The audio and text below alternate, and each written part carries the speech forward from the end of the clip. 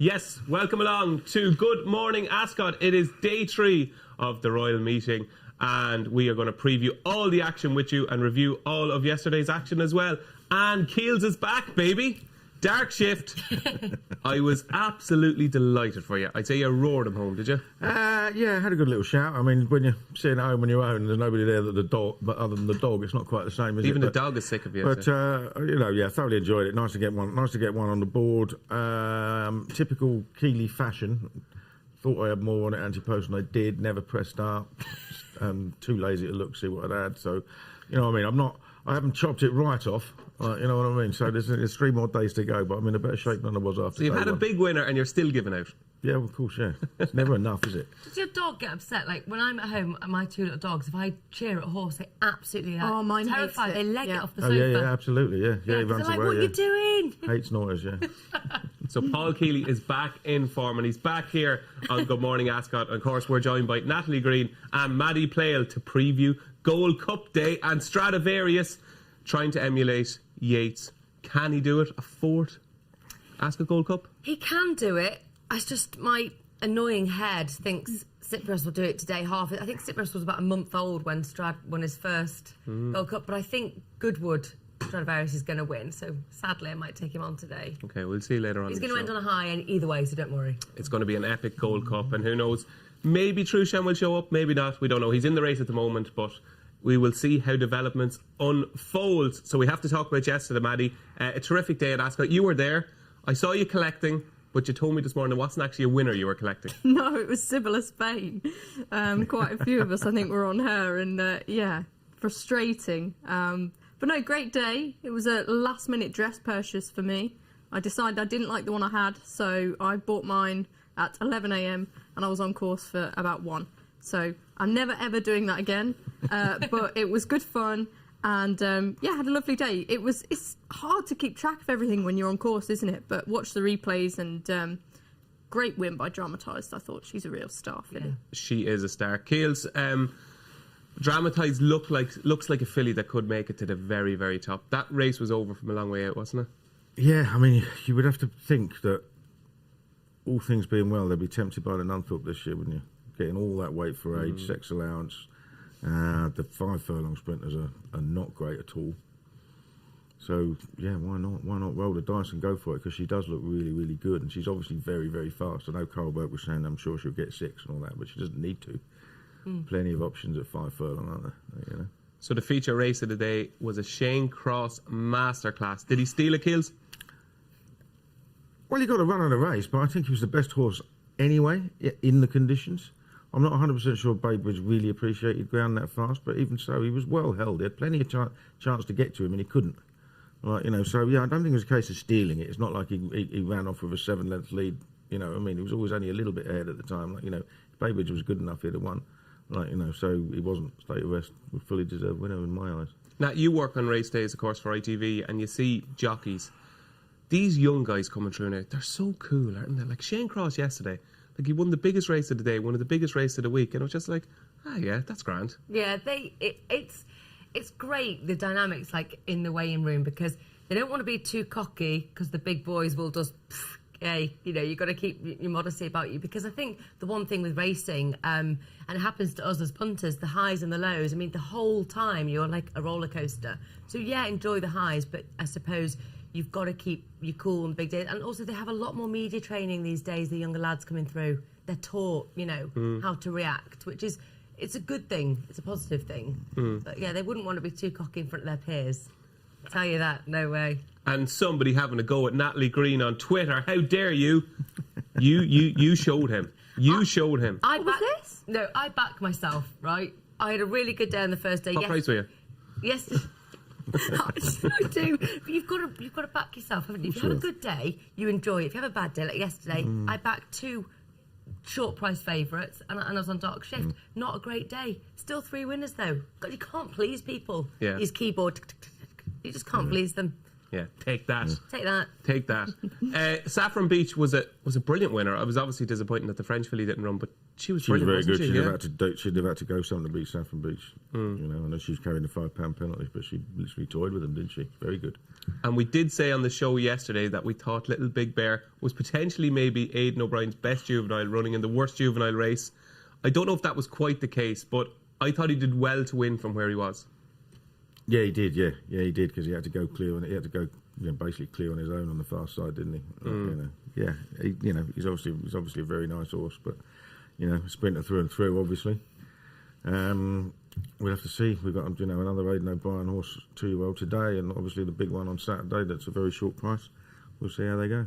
And that leads us in nicely to today's action. And we're going to kick off with the 2:30. It is the Norfolk Stakes, and the horse Keels was talking about, the Antarctic. He has been a big drifter. He is 7-2 at the moment. Wallbank is your 7-4 favourite. 13-2 Pillow Talk. It is 7-1 Brave Nation, and it is 10-1 Bar. Right, Maddy Playle? Let's kick us off with a winner, please. You're doing this on purpose, aren't you? Because me and Keels fancy the same horse. So. Don't be giving away the secrets of the show, man. You go away, Maddy. Don't be giving away the secrets. You crack on. I like Brave Nation. This race, the way I look at it, Wellbank, when he won last time, I'm not sure we actually learned anything about him. He's clearly a good horse. He learned he was very good. Well, but it wasn't much of a race. I think the main form is the second to Noble Style on debut, and obviously Royal Scotsman was in behind. He ran really well in the Coventry. The Antarctic, he's been doing everything right. Can't fault him too much. But I was just really taken with Brave Nation. And I love these Sioux Nations. They're doing quite well. First season sire, and obviously Michael Bell won this race a couple of years ago, didn't he, with the Learjet when he beat Golden Pal, of course. So he knows what it takes to win this race. I like horses who shape as if their first run is the tip of the iceberg. And I think with the case of Wellbank and the Antarctic, they've sort of shown their hand a little bit. They've shown that they're very good. But I think Brave Nation, there's promise of more to come. Of the rest of them, and I like that he's drawn in 9 as well. Gives the jockey options. Of the rest of them, I was really taken by Bakil's debut over the course and distance. But it just depends. Again, I'm not sure how much improvement there'll be there. He's another Sioux Nation. So I'll be keeping an eye on him in 3. But for me, it is Brave Nation for James Doyle and Michael Bell. Right, Paul Kealy, you're in form. Dark Ship did the business. And you're going into today with one of your strongest fancies in the opening race. This is coming together beautifully. Well, I hope so, yeah. I mean, I just like it because I just think the prices are wrong at the front end. I don't think the front two are that far clear at all. I mean, particularly the Antarctic. I can fully understand why he's drifting. He got there more on reputation and being Batash's half brother than actually what he's done. He's only run to an RPR of 97. That was second time out. Like, you know what I mean? We're not talking standout form. Like, you know what I mean? Little Big Bear had £10 higher than that going into yesterday's race. And I thought Wallbank should always have been favourite based on the Ascot run. Now, the time was apparently pretty good at York, but the form, the actual the horse he beat was second at Newmarket to Miami Girl. Yes, but he's not great. And the Miami Girl thrashed it as well. Like, you know, I mean, that Newmarket race, Miami Girl won on the bridle by about 6 lengths. So you know, it to me, it wasn't great form, and I actually thought he was making a meal of it until he finally went clear. So I'm not 100% about him. And like Maddy said, Brave Nation was really, really impressive, and it was a good fact that he was green, he wandered around, and he still kept going clear. And I had a look. Michael Bell doesn't send that many 2-year-olds with chances. Funny enough, he had an outsider second yesterday to dramatised in Mayland Sea, but he's only had 4 runners since 2010 that went off short and 10s, and they all finished in the first 3. The winner was the Learjet. And it's also funny how many 2-year-olds are sired by 2-year-olds that have won at Royal Ascot as 2-year-olds. Last year's winner, Perfect Power, has been sired by our dad, who won at Windsor Castle. Then the Learjet was done by Prince of Lear, and of course Sioux Nation, who is a sire of Brave Nation, he won this race as well. I just think he's got everything going for him. The sire has made a good start, and looks like his fee was probably going to go up for next year already. I think there's already talking about that, I think he's got a cracking chance. So just here we go, folks. 2 votes for Brave Nation. You were going to add something there, Maddy? Yeah, sorry. A favourite hasn't won this in the last 10 years. That's true. quite quite noticeable, I'd say. That's going to change today, I think, Nat. That's going to change today. I'm a big Wallbank fan, but I'm getting a bit lukewarm now after listening to those. Yeah, it was great to hear the cases. That's the whole fun. I mean, God, some money been thrown around here, isn't there? Wallbank 525,000 guineas, the Antarctic 750. The problem that I've got with Antarctic is in Tipperary is upsetting the stalls. Look, it's fine. Yeah, they're young, they're learning, but then duck to the left, and then I actually thought Nace last time hung to the left again. It's just not my bag. I want to see them in a straight line. The Tash was quirky as well, wasn't it? Yes, so 100%. But I just don't see why this is going to be the next Potash, because yes, breeding's good, but look, brother, it doesn't. But there'll be people today in that will be saying the Antarctic 2 from 2. Aidan O'Brien won the Windsor Castle yesterday. The Batash angle. And they'll be saying, hold on a second, this horse was like 7-4 last week. It's now 7-2. There are people who will be saying this horse is value. 100%. There's going to be people on Twitter saying she doesn't know what she's talking about. It's absolutely fine. I don't care. Still, it's just not for me. I love horses that go in straight lines, professional, get the job done. That's just what I like. There's loads to like about Wallbank for me personally. Not just because, you know, I like David Loughnane from Shropshire. I mean, it's ridiculous. But, you know, with these horses, he does do well with them. Ammo Racing, big setup. I thought the debut also came at May at Ascot. So I want that course form. I want that to be done. My each way is quite a bigger price, and it's Bakeel has got to be an option at 11-1. You can take on the favourite, but you can have fun with this race. 11-1 Bakeel. I mean, former course and distance debut, good to firm. That's a big tick. But also, Pillow Talk might be the surprise. So, you know, I'm obsessed with my weird little forecast. I would actually have Wallbank and Pillow Talk in mine. And I'd ignore the Antarctic. And when the Antarctic romps up, then I'll have to put some egg on my face, won't I? You will, yep. So Wallbank is your selection, though. Yeah. And I'm a massive Wallbank fan. Somebody was giving out to me yesterday on Twitter again. I know. It's lovely, isn't it? Tipping too many favourites. How many favourites did I tip? But I wouldn't generally be one to tip favourites, but I think Wallbank... Nearly all of them won yesterday. Yeah. Ain't a bad policy. 7-4, I think it's the right price. I'm not saying it's too big or it's too short. I think it's the right price for Wallbank, and I think Wallbank is the most likely winner. But very best of luck with Brave Nation, folks. I hope it's a good one. That is the opener. That's the 2:30. It is the Norfolk Stakes. So moving on to the 305, and this is tricky, folks. It is the King George V handicap, and Post Impressionist has been all the rage. Currently, your 7-2 favourite, 9-2 Secret State, 7-1 Israr, 15-2 Newfoundland, and Mandobi is 12-1. Right, Nat, what have you got for us? This is tricky, isn't it? My gut was Israr. Talked myself into that, talked myself out of that, and can't get away from Mandobi. Mandobi, 12-1. You know, why am I picking that? But I don't know. Look, he's running like 4s and 5s. Like, you know, probably think I'm mad here, but I just liked him who was making all at first that time. I thought that was really good. There's no depth to that first race, though. It wasn't.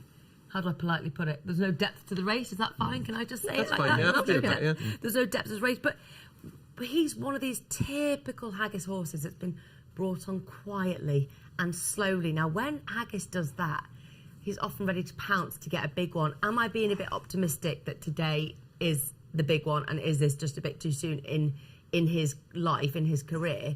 But the way that he's just been working away quietly, does like this horse. It wouldn't be the biggest surprise if he could snatch a big one like today. Excellent, and a 12-1 chap. Nice price. And I've got one at a massive price here for you folks. 28-1 on our screens there, but you can get 40-1 if you shop around and have a look. Inverness is a ridiculous price. Should never be 40-1. I've been talking about this horse for a while because I think he's really well handicapped off 89. He beat Educator on his second start. Educator is now rated 91. In that Derby trial at Epsom, he was just behind Mighty Ulysses. United Nations was a place in front of him again. The form has worked out quite well, even if Nahani hasn't really franked the form.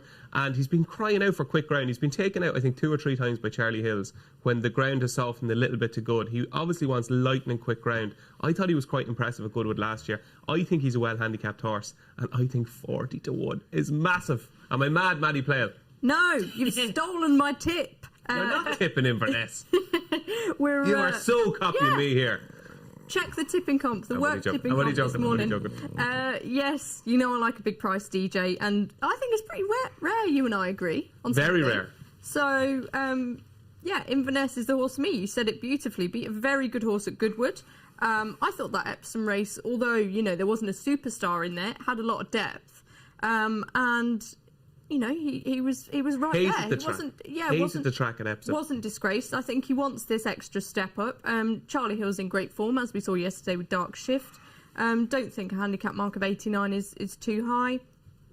I think he'll just absolutely love this. I really do. Good draw. It's funny, isn't it? A lot of trainers don't think they want wide draws at Ascot, but you actually do. I mean, Surefire, last year's winner, was drawn in 17.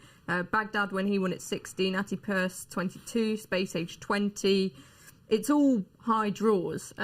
So, yeah, he was the one that I thought was a really big price. I agree with Nat. I like Mandabia. I like how William Haggas has brought him along slowly. I think he could turn out to be very talented if this isn't a step too soon.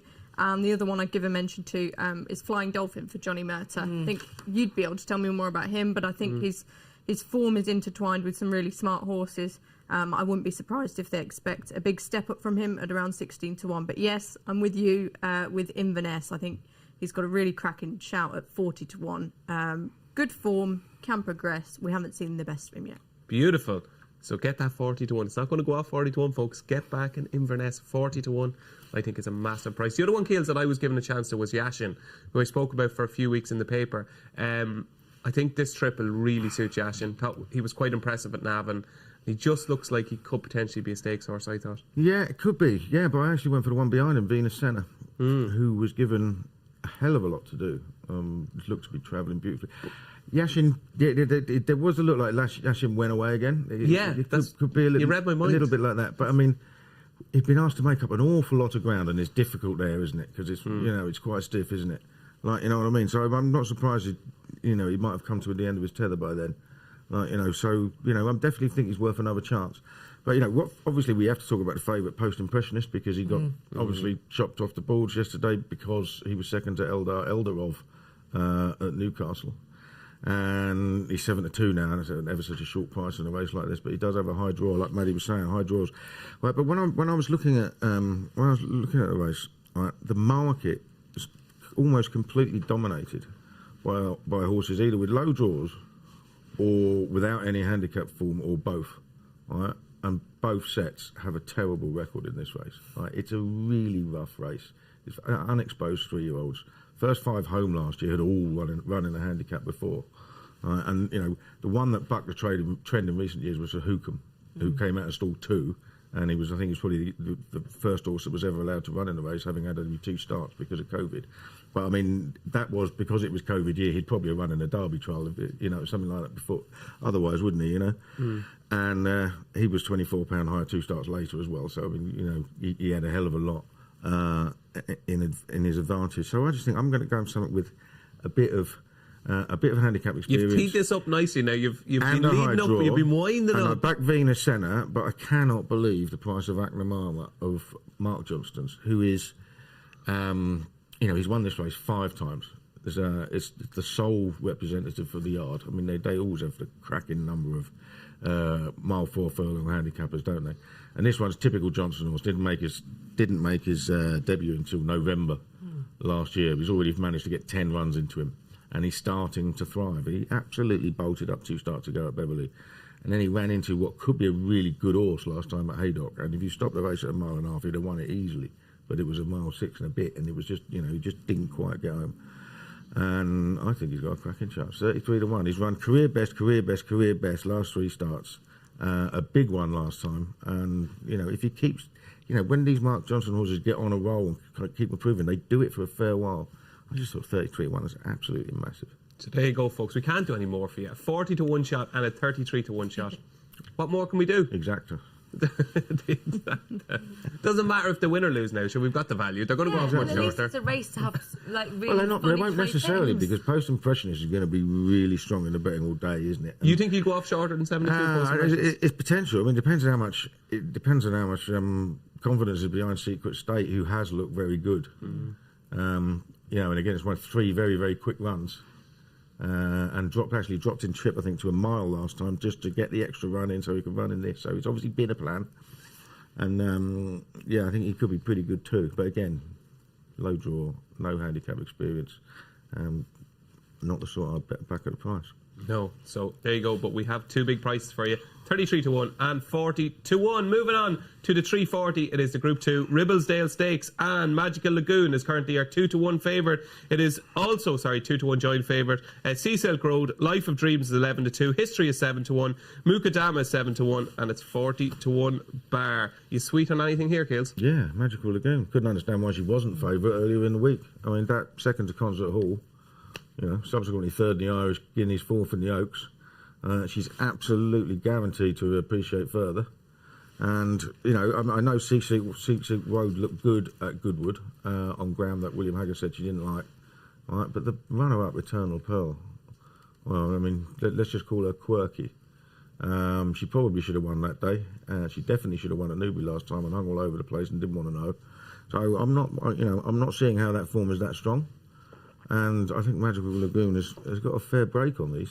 And I think she win. So is this one of these, Keels? She's 2 to 1. Do you actually think that 2 to 1 is okay value? Yes, I do. Yeah. Oh, nice. Not very often Keels puts up a shorty, but usually they win when you do. No, I've got a dreadful record with shorties. Yeah, I don't need to tell viewers that. Come on, stick to the script here, Keels. They need to be in the picture. That's why I don't back shorties. But I mean, I do think she's a good thing. Okay. Oh, good thing. Those last two words, good thing. Magical Lagoon in the Ribblesdale. That's going to be clipped for Twitter. Good thing, Magical Lagoon. Nat, is she a good thing? Yep, totally agree. Oh. I can't add too much to it. Magical Lagoon's absolutely my win bet in this race. And then elsewhere, I like the Roger Varian horse, Mukadama. I think that this longer trip's crying out for. That's a really good thing with Jim Crowley on board. And history just keeps getting in my head. You can't tip them all. Yes, I can. I can talk about 3. No, I don't know. I like the favourite, Magical Lagoon, for the win, but I'm still going to have other bets, 100%, and history just keeps catching my eye.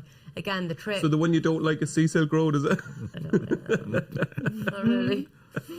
But your first choice is Magical Lagoon. Although, actually, Sea Silk Road, the one thing about this is... Here we go. This down going through the whole field. This down to surface will be a positive. So I can't knock any of these in a bad way. I just want to look at a bigger price. So, yeah, if I did bet without something like Magical Lagoon and I wanted to look at more placed horses, it would be, probably history I'd land down on. Okay. 7 to 1, it's still not bad, is it? Yeah, certainly. A little bit of value Got to there. put more on it. Maddie, are you a Magical Lagoon fan? Are you going to make it a hat-trick? I'm no. I do think on form she is the standout, but I'm not sure she's exceptional. Concert Hall is a really hard filly to sum up for me. I thought she'd run really well in the Oaks. She did run okay. But I think largely, maybe Magical Lagoon apart, these fillies haven't actually achieved that much. When Emily Upjohn came out, it really shook up the market. The one I like is Mukadama. At Newbury, she was behind Nashwa, and you might say, oh, well, she was only third there, but stayed on really well. This step up in trip is what she's absolutely crying out for, daughter of New Approach, and I just think the way she's been campaigned, she's going to keep taking steps forward, and we often see that in this race. Beforehand, the sort of established fillies don't necessarily win. It's for horses that are still improving at this time of year. So yeah, Mukadama for me. I'm not saying I'm confident she'll win, but I'm confident that she'll produce a career best. This Keels is a poor Ribblesdale, isn't it? Yeah, of course it is. Yeah. There are some poor group races this week with small fields, much smaller than normal. Right? And I think it shows the lack of class horses in several divisions. Yeah, but it isn't a great race, and Magical Lagoon will win it. Well, won't she? Yeah, she's the most likely winner. I think she's got a big chance, but I think Mukadama at 7 to 1, I think is too big of a price. I think we just haven't quite seen the best of her yet. I thought she travelled really well at Ascot on her second start, but I think she's one of these fillies. She doesn't have instant acceleration. She was obviously fine over a mile early on in her career, but I think she'll just grind and grind and grind. And I think Ascot is going to suit her, and I do think Magical Lagoon will probably win, but at the prices, it's got to be Mukadama. I think it's 7 to 1, but I'm beginning to worry because you two are very, very sweet on Magical Lagoon, who's currently your 2 to 1 joint favourite for the Ribblesdale. And I think we've just heard in my ear, Trushan is out. Have you even got an earpiece in? Yeah, Trushan is out. No. Trushan is out of the Gold Cup, so that obviously is a big disappointment. What a way to go in to the Gold Cup. It's not a great But surprise, is it? no, it's not a great no surprise. one's shocked, are we? No, I think Graham absolutely. Cunningham went on Twitter and we'll make it 4-1 in a defection duel between Stradivarius and Truchan, because they never won against each other. Love Graham. Brilliant. But So, obviously, it's a bit of a disappointment. No Truchan in the Gold Cup. But it's still a Gold Cup and it's still a cracker. And it still sees the legend that is Stradivarius trying to win the race for a fourth time and trying to emulate Yates. But at the moment, it is the young gun. It is the new beast from Ballydoyle that's currently our 5-4 favourite, Kyprios. It's 85-40. The legend Stradivarius. It is 6-1 Princess Zoe. What a story that would be for Tony Mullins and Joey Sheridan. 18-1 Mojo Star. 20-1 Burning Victory. 22-1 Tashcad. 50-1 Bubble Smart. 66-1 Earl of the Cotswolds. 80-1 Alignac. And that is your full show. Right, Natalie Green. Stradivarius. As I said in today's paper, if you want to read it, it's on page 2. It's how much is the paper now? $4.20. Good value. Some might say not, but I think it's good value of $4.20. I said that Stradivarius is like our best mate. We just feel, not the horse best mate, but just our best mate, as in, you kind of feel like you're part of him now. You kind of, you're running the races with him, and obviously there would be no more popular winner than if Stradivarius won today. 100%, and this is like the narrative that the flat has managed to build of more recent times, because I think one criticism we could use to say is we couldn't really get a great affinity with these horses. On the jumps, feel like we've seen them for 10 years, some of them, don't we? So to have this affinity with such a star 6 years player, he's been with us now. 6 years. It's just incredible, and I know I said it in the beginning, but Cyprios was literally a month old when Stradivarius was winning his first Gold Cup. surely it's Kyprios. Kyprios. What did I say? Cyprios. Did I? It's too K, early innit? for me. Kyprios. When yeah, Gales is pulling up on Fine. pronunciations, there's something wrong. I don't remember what I said. Kyprios. So it is hard, isn't it, taking on the young with the old. I want Stradivarius to win. I think he's going to win at Goodwood. I just think that the conditions and everything, Kyprios can... What are you getting all agitated for? What are you going to get? Oh, shit. You feel They're like an old married You can couple feel there. your- Opinion yeah. morning. Fight's going to break out. Well, no, because we still get to prove the stamina. I get that, but I just... I never used to go against Stradivarius, but... You look so scared when you looked up at him there. Well, I You're just like, feel what this- have I said wrong here? I just feel this like little jittering, like, what's he going to say? You want to bite back with Well, something. no, here. no, Go on, no, go on, I spit want it to out. make a prediction. Not only will Stradivarius win, Yeah. he will go off favourite, and Kyprios will blow right out. Now, I initially thought when I saw Kyprios win his 2 races in Ireland, this will win the Gold Cup. But then you got to go and have a look at him. Right? He has come over to Britain 3 times in his life. He finished 6th of 8 at Newmarket in the Zetland Stakes at 2-1. He finished 4th of 6 in the Derby trial, beaten 10 lengths. And he came over here last year and got so upset in the stalls he got to be withdrawn. He did. And he's going to be baking today. There's going to be loads of people there. There are all sorts of reasons for it to go wrong for him. And does he travel? Does he travel? It's got to be a question mark whether he travels. He has been behaving a lot better recently, though. Everyone loves Strad. I mean, remember, as a punter who tries to find value, I spent most of his life trying to get him beat. But this is the day when I was spellbound by him at York. I thought he was just back almost to where he was. Yeah. Not quite. I don't think he'll ever be quite as good as when he won this race by 10 lengths. But he was, he just looked happy in himself, and he just travelled. And there were other times last year where he wasn't travelling at all, and I just thought he was just right back. And I think he'll win, and I think he'll probably win well. And I think Burning Victory might finish second. I agree with I Burning love Victory. Burning Victory. I do. And there are no hurdles, which has got to be great, isn't it? Yeah. It's a crazy price, Burning Victory. That has got to be Yeah, I think good. I think she'll run really well. I mean, second in the Says last year, giving weight to Buzz. You have to be worried about the ground for her. I don't think she wants it soft. I think it might. Yeah, I don't think she wants it soft. I know she won on quick enough ground in France last year, but I thought she wanted it slower. No, I think she wants decent ground. I don't know whether she wants it as fast as it's going to be, but I do think she wants decent ground. And obviously, the great plus is she's got nothing to jump because she's the clumsiest jumper you'll ever see. So just to summarise, Stradivarius will win comfortably. Yeah, Kyprios will completely blow out. yeah. Stradivarius will go off Fav. Stradivarius will go off Fab, Burning Victory will be second. and Burning Victory will be second. Is that good enough for you? So there you go. Keel's is swinging for sixes Nailed all it. morning. There's no handy singles. He's knocking it out of the park. There you go. Stradivarius is going to emulate Yates. Is he talking utter nonsense, Maddie, or is he right?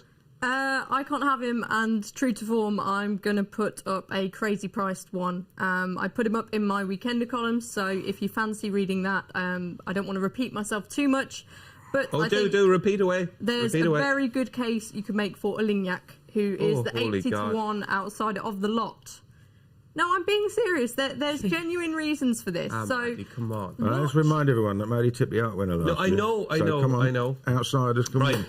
Come on, tell us why. Is always in my Convince corner. me, right? I think you're bonkers. Convince me, right? You've got about 30 seconds to convince me. First off, this horse was only a short head behind Trushan a couple of years ago, so that proves he's right up to this class. Okay, a couple of years ago, though, was in that sentence. Yeah, but he's since gone to Jamie Osborne. Watch his runs out in Dubai, okay? I think 3 of them said nearest finished, and 2 of them said ran on well. So that was all over a mile and a half. His final run was over 2 miles in the Dubai Gold Cup to Stay Foolish. If Stay Foolish was running here, he'd be one of the favourites. He's a very, very good horse. And if you watch the run back, they went absolutely no pace. Alignac was settled in the rear, came widest off the home bend, was doing all his best work late.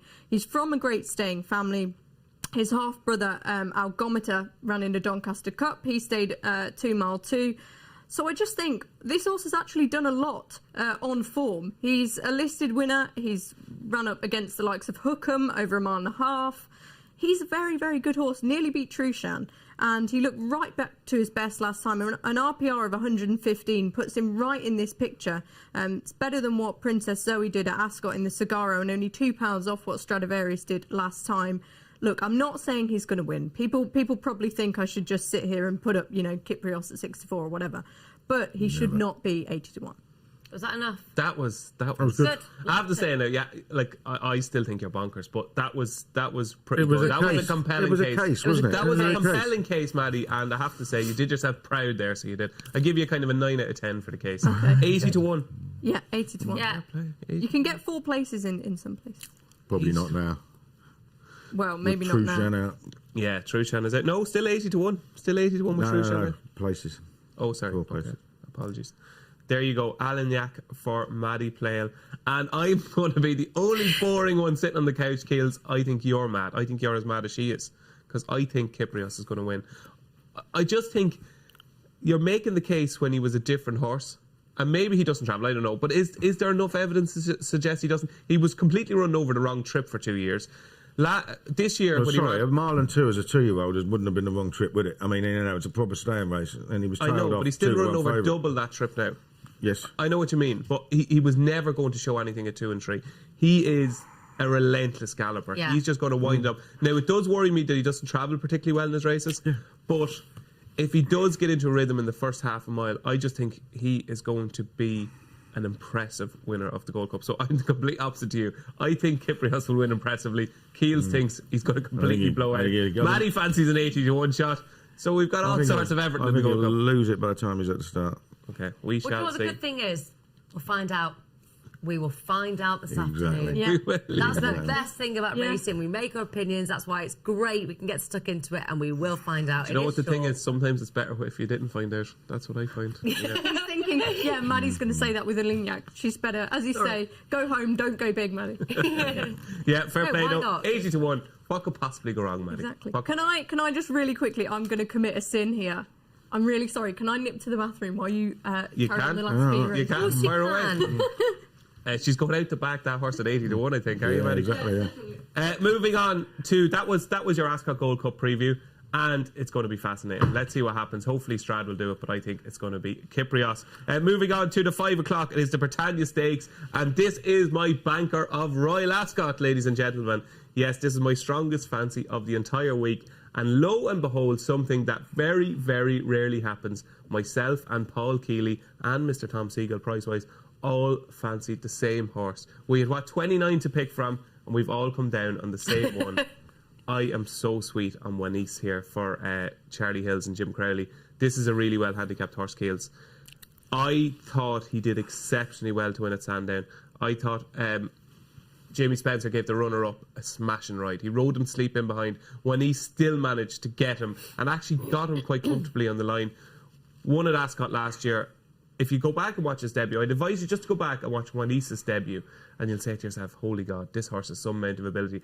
I thought he could have been named at a classic this year. That's how good I thought he was.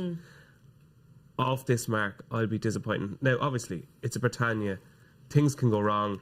He's only had a couple of starts in his career, but I'd be shocked if he doesn't end up a 3-figure rated horse. I think he's got loads in hand. Why do you think they I am removed the hoping hood? Wanice will win. Yeah, that the hood being removed is interesting, yeah. Yeah, why? I mean, it is interesting, though, isn't it? Maybe he's just calmed down now. He's had a few Calm months. down, just... Keels, the fact that he hasn't ran since April suggests to me that Charlie Hill he's says been- we have a spectacularly well handicapped horse. He's surely been put away for this, but it's incredible how deep this race is, and that, you know, I wouldn't back Wanice at the price he is now. I mean, he was twice the price last night, but I wouldn't back anything at the price in a near 20, 30 run a handicap. 3 unbeaten horses in the race, half the field are last time out winners. Like, you know what I mean? There's a lot of unexposed and a group potential in here. And, you know, you look at some of the horses. Saga, for instance, second 3 times. Right? And the winners were Modern Games, Carobus, and Maljoon. Yeah. You know what I mean? That's, you know, he's got some cracking form in there, but he blew out last time at Ascot, and I don't like horses that blow out at Ascot. And, you know, there are who put 50 in you went past Mighty Ulysses at Haydock. And Mighty Ulysses come within a length in the St James's Palace on Tuesday. So there's plenty in there that could be group horses. And I think Wanice is definitely one of them. At the prices now, I would prefer to put up the other one. Don't go off him, Keels. I'm not going off him, but at the prices now, I think Atrium is a much better value bet at 14 to 1. He's an Ascot horse for a start, but like Dark Shift yesterday, who made it 4 from 6. He's run at Ascot twice. He's won at Ascot twice, and he fairly bolted up, really spread eagled the field last time, winning by 3 lengths now. I know he's gone up a fair bit for that, but it was just one of those horses that travels really strongly at Ascot and then finds plenty. And I think he'd be there or thereabouts. But I mean, you could go through these and think, well, I can see why you fancy this, and I can see group race potential in that. It is a really, really hot Britannia. Yeah, I'm just hoping that Wanice is the hottest of them. What do you fancy now? Yeah, it's not easy. I'm really keen on Who Put 50 in You. Is it just It's a great name, isn't it? It's a great name. It's one of the best. It's just tremendous. I just love it. But who is it? Because I was there at Haydock at the Silver Bowl. Yeah, maybe. But what was kind of interesting about that was a lot of it sort of went wrong. Like, he did a weird stumble, like 3 furlongs out. It wasn't perfect. It wasn't that smooth. You can kind of pick holes in it. But there's loads of things I like about this horse. He's fine with like different jockeys. So he's obviously, that often indicates he's relatively straightforward. He's good on varying ground. Haydock was good to firm when he went on that. He's gone on the all-weather. I just like horses that have got that versatility in what is a big race. Like, we can make a case for all of them that have huge prices, but with the versatility ground-wise, jockey-wise, it seems like to me relatively straightforward, this horse. This mile's going to bring up sort of further improvement. Obviously, it should suit, and I like the way he runs the closing stages, which over the mile is probably one of the most important things for me. So I'm warm on him. That's all right. Great name. Say warm, not hot. Who Put 50 in You? 6 to 1 currently. Great chance. Unbeaten, obviously. But I think Wanice is going to have his measure. I think so. Maddie, you're back. I am back. all right? Yeah. That was typical Maddy all right? Playle style. Apologies about that. Yes. You gotta go. Exactly. I'm with Nat. I really like Who Put 50 in You. This is a really, really tricky race. I just loved the way he did it at Haydock last time. Seems a really strong stayer. No funny business. He's going to go out there. He's going to give his running. The form's worked out really well. The horse in, obviously, Mighty Ulysses in second ran well in the St James's Palace. Probably would have run better if he'd had a stronger pace to run at. Outgate is a very good horse who sort of ties a lot of the form lines in. Absolutely bolted up since. And some really talented horses in behind. So I think maybe just once I'm going to keep it straightforward. Okay, Who Put 50 in You? 2 votes for Who Put 50 in You and 2 votes for Wanice in the Britannia at 5 o'clock. It's going to be a cracker, and I'm going to be nervous. I get very nervous when your Banker of the Week runs at Royal Ascot or Cheltenham. I get so nervous. Oh, so we all do, don't we? Yeah. We all do. I know. I did watch Alaphilippe beside you at Cheltenham. That was gut-wrenching. God, my heart went out to you. for Thames final. Another couple of strides, Keels. That was the Britannia at 5 o'clock. Moving on to the 5:35. It is the Hampton Court Stakes. It's a Group 3, and this is Her Majesty's race to lose, I think. Reach for the Moon, 2-5 currently. Your long odds on favourite. 15-2 Claymore, 15-2 Max Stud. Cresta is 14-1, and King Max is 22-1. Keels, 2-5. Should we waste any time talking about this race? No, it's a classic toilet break race, isn't it? That's when Maddy should have gone. There's nothing to say, is there? She should. Maddy should have waited till 5:35. I timed my run poorly. Yeah, I mean, just going to be a victory procession. I mean, great to see the Queen have a winner, etc. But it's a terrible race, isn't it? And they just win. I mean, he got cut down he got cut down by My Prospero at Sandown. Obviously, no disgrace in that. Probably over a trip that's too short for him anyway. He goes up in trip here against inferior opposition and just wins. Just wins. Where's the pace in this? Well, him. He'll just Keep it go simple. out This in is front. going to be like State of Rest yesterday. Only. Yeah, he'll just go out in front, and it'll be a matter of how far Frankie wants to win by. Yeah.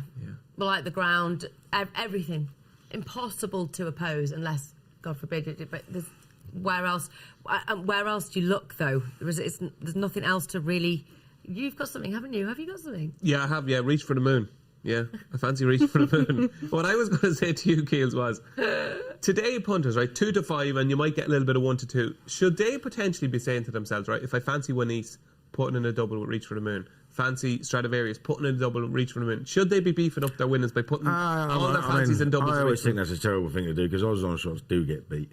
Like, you know, I mean, I can't see it happening here, and I don't think you get 1 or 2 either. I think you'll end up shorter, but you know, it's not the sort of thing I'd do. Like, you know, I mean, you're just asking for trouble, aren't you? Like, you know, and completely agree. If you fancy a horse at a reasonable price, don't stick it in with something just because it's a short. Even price. I'm not going to do a forecast in this. Even me. I'm not even going to do the 1-2, the 1-2-3. No, just Reach for the Moon wins. That's it. Just watch this race. Maddie, have you got any mad joke for us in this? No. No, not even me. That was it. We're all reaching for the moon. Yeah. We're reaching for the moon? Yeah. Yeah. Okay. Reach for the Moon in the 5:35. It's all very straightforward. Hopefully, Reach for the Moon can stick to the script and give the Queen a winner in her Platinum Jubilee year. Moving on to the finale. It is the 6:10. It is the Buckingham Palace Stakes. And Montesib is currently our 7-2 favourite. Vat Fortino is 15-2. Silent Film is 10-1. It is 11-1 Tanawari. 12-1 Tactical. 14-1 My Fancy Star of Orion, who has been seriously well backed, was 25-1 when I was talking about him yesterday, Keels. Very well backed Star of Orion. What do you like? I can see the case for Star of Orion. I'd back 2 in the race myself. Another one at a much bigger price with similar sort of claims on the last one because it ran in the Victoria Cup from the wrong side, and it is the Enigma that is Mum's Tipple. Now, Mum's Tipple. Priced him at a massive price. He's still a very big price. He's got an inexperienced claimer on, but he was drawn 1 in the Victoria Cup, and you just couldn't be drawn low. The first 3 home were 26, 27, 28, and that's it. Yeah, that's the one. There you go. Read Paul Kealy on page 28 of today's paper. Tactical and Tipple, the 2 to send punters home happy. Yeah, I mean, it was just a case of he was yanked to his left straight out of the stalls and was very keen afterwards. But he still made a fair bit of ground. He's only beaten 6 3/4 lengths. He was half a length behind a certain dark shift who was drawn on the same side, and he was drawn lower. So, and there are plenty of others who've come out of that race who'd had a poor draw, who've run really well since. And you know, this horse was rated 96 now. This time last year he was rated 112. And he was a reasonably close 4th in Group 3 company and listed company, and he needs the ground like a road, which he'll get. So I can see him running well at a big price, and you know, I mean, obviously, like I said, he's an inexperienced amateur, but I mean that effectively takes his mark down to 89 or something like. You know what I mean? It's he has the ability to run a very big race. He also has the ability to blow out completely, and he could be in terminal decline. But he's such a massive price that I had to have a go. The other one I like is Tactical. Obviously, you've got to like Ascot horses, and he's run well at this meeting twice. Was 7th on the wrong ground last year in the Jersey, and just shaped really well on return over 6 furlong, which is too short now. And I think he's going to run a very big race for the Queen. Might give the Queen a double by the end of that. And he's 12 to 1 tactical. That'd be a good double. Yeah, would be a good double, yeah. A Majesty. But don't put Reach for the Moon in your doubles, folks. Don't. Mug's game, that is. It's not going to work. Maddie, send punters home happy with a winner, please. It's tough. The one that I find really interesting is Above for Stuart Williams. Formerly trained by Archie Watson, was 7th in the Wokingham last year. That was on soft ground. He actually ran really well considering he lost both of his front shoes. Wouldn't have liked that soft ground, I don't think. Since Stuart's had him, he's won at Chelmsford off a mark of 94. Now, that's what he's rated on turf now. So I still think there's reason to think he's just as good on this surface, but he's also rated higher on the all-weather, so that suggests that there could still be some room in his mark. His last 2 runs, second to Accidental Agent at Newmarket, thought that was a good run. That was over the 7, and then back to 6 last time. He was second to Blackrod at Newmarket. That was a really good race, and he was just running on all the way to the line, so I think the return to 7 will suit. Got an RPR of 100 there, so he could be a couple of pounds well in, and if ridden confidently, could pounce late. That's Above. And Above is 20 to 1. Another nice big price pick from Maddy Playle. Right, Nat, what have you got for us? Easy this, isn't it? Easy game. Easy game. Am I allowed to say 2? Oh, sure, I did. My each way. You said 3 and a 6. I know. You're like, so just keeping it. You're fresh. really scared of Keels this morning. You're even asking for permission of what you want to tip. I'm not. Just keep it. He's fresh. a teddy bear. I know. Don't be scared of Keels. He's a teddy bear. He is a bear. Yeah. Big bear.